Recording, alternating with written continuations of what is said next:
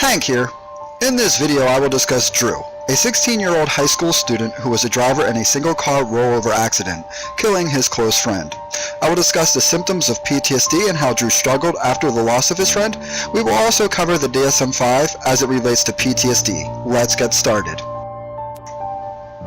Let us first look at Drew before the fatal motor vehicle accident. Drew was a middle child of 3. He was active in his community, and he played numerous sports. Drew did not have a dysfunctional home life, and he excelled in his schoolwork. Drew had the appearance of a normal child. Unfortunately, this is where Drew's story changes. Late one night, his friend talked him into taking him for a ride in his pickup truck. Due to the road conditions, Drew overcorrected his steering, causing him to lose control of his pickup truck and it overturning, ejecting his friend and killing him instantly.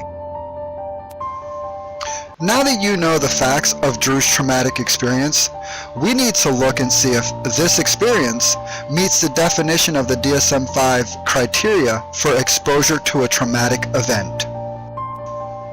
What is post-traumatic stress disorder, and what is the criteria used to diagnose this disorder?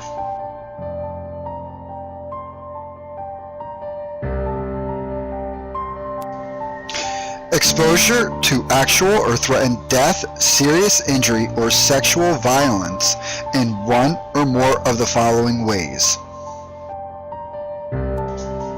1. Directly experiencing the traumatic event. 2. Witnessing in person the event as it occurred to others. 3. Learning that the traumatic event occurred to a close family member or a close friend.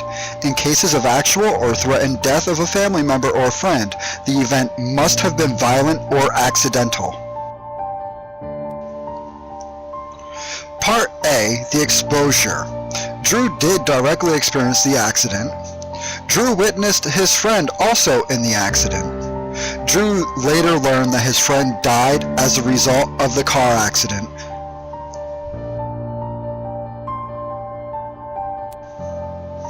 Hey folks, Professor Hank Armstrong here again. Now that we know that Drew met the exposure criteria that's listed in the DSM-5, we need to take a look and see if Drew presented with any of the intrusive symptoms that are also in the DSM-5 to get an accurate assessment and diagnosis of Drew. Section B. Presence of one or more of the following intrusion symptoms associated with the traumatic event, beginning after the traumatic event occurred. Although there are more criteria under Section B of the DSM-5, I will focus on the one most relevant to Drew. Number 2. Recurrent distressing dreams in which the content and/or effect of the dream are related to the traumatic event. Drew reported lying in bed approximately 2 hours each night before falling asleep. Then once he was asleep, he experienced nightmares several times a week. Drew blamed this insomnia to recurrent and intrusive distressing memories of the motor vehicle accident that took the life of his friend. Section C is the next part of the DSM-5. That is, persistent avoidance of stimuli associated with the traumatic event, beginning after the traumatic event occurred, as evidenced by one or both of the following. The DSM-5 has 2 criteria under Section C. It is number 2 that's relevant to Drew. Avoidance of or efforts to avoid external reminders, people, places, conversations, activities, objects, situations that arouse distressing memories, thoughts, or feelings about or closely associated with the traumatic event. Since the accident occurred over the summer, it wasn't until fall when Drew was back at school that he was confronted with this external stimuli reminding him of his friend, his classmates, and constant memorial service dedicated to his friend, and not to mention the constant questions he received from other students.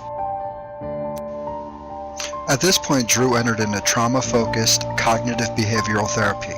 In therapy, Drew learned how to process his cognitive errors, relaxation techniques, and to build relationships with his peers. This allowed Drew to begin healing and finally grieving for his friend.